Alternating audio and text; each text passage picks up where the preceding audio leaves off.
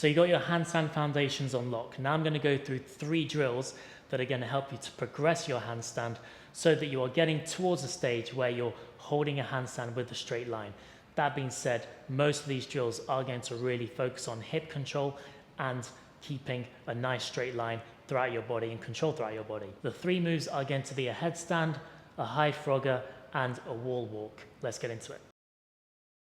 So the headstand's really important because it's going to teach you that pattern of keeping your hips stacked over your head, but also being able to control your hips. And so we want to move into the headstand and then out of the headstand as safely as possible. And that's going to really help us to just keep that tension in the core and understand how the pelvis moves in an upside down position. So we're going to go through the headstand all in one go. And I'm going to try and break this down at certain points so that you've got all of the regressions in place. Everywhere where I stop is basically going to be a regression. You need to have the cat-cow on lock for this first so that you've got that wrist strength, and that's going to help you to get into the right position to begin with. That being said, here we go. Fingers are pointing forwards, elbow pits forwards. I'm then going to lean until my shoulders are past my hands, and I want to feel pressure under the knuckle of my hands. Otherwise, your forearms aren't in the right position. You kind of know that your forearms are vertical, i.e. stacked, when pressure is under the knuckles. So that's where we're going to go. Once I'm here, dip the head, I'm into my frog stand, and then head is on the floor. Now from here, I'm just going to start to pick both legs up simultaneously, and I'm contracting my lower abdominals to control that. So this will be your first regression, to move here. A fairly stable position, it's not too fatiguing. Now once you've done that, you just need to point the toes up to the sky, squeeze the bum, knees together, and that'll be your final regression. It's actually a pretty easy position to hold, just pressure on the head.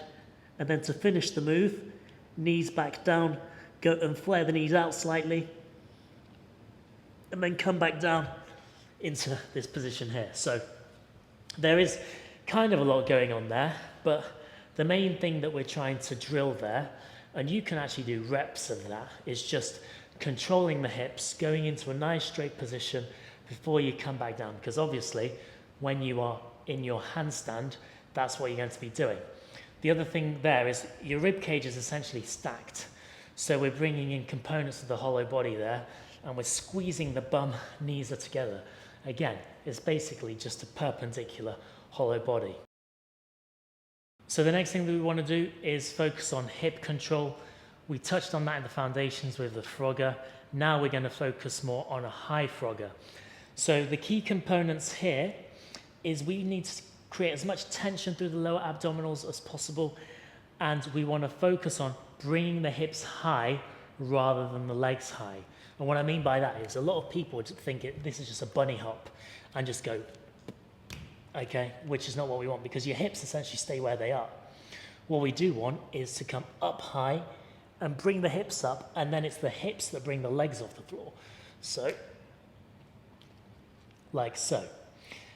Now, the progression that we want is we want to be able to make that stick. So, drill that by focusing on hips off the floor, control, keeping everything tight, like so. And then once you feel confident with that, start to play around with sticking this.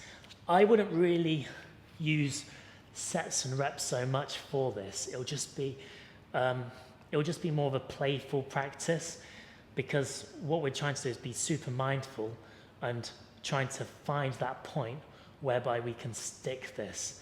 And that's just going to take experimentation rather than structured sets and reps. So let's just focus on trying to stick this, and let me tell you what I'm thinking about. I'm thinking fingers forwards, tension through the lower body, hips high, and then I'm going to try and bring my knees together as I do this. So, and down. And see, I was kind of getting closer to a point where it sticks, and that's kind of what it's going to look like.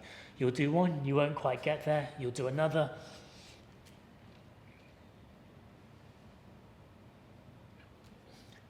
You'll get there and you'll go back down. And so the key with the high frogger is just experiment with it, play with it, gradually get the hips higher and higher with control into a point where you can stick it. Once you can do that, you've essentially got the handstand.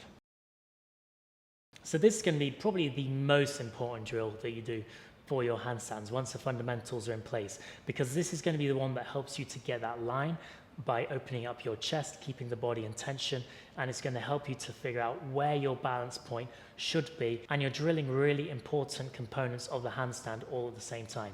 So the shrug, opening up the shoulder, pressure on the hands, hollow body, the whole lot. And it's the wall walk, so that's why I'm stood here by this mirror walk. Hopefully it doesn't break. And so what we're going to do, let me teach you this, and I'm going to talk through this just all in one take. So we're going to get down into position, and this first part might be a little bit sloppy. That's absolutely fine. But what we want to do is push through the hands, get the feet on the wall, and then you're going to just walk towards the wall. Now, as I'm doing so, my back's not going to be in the best position yet.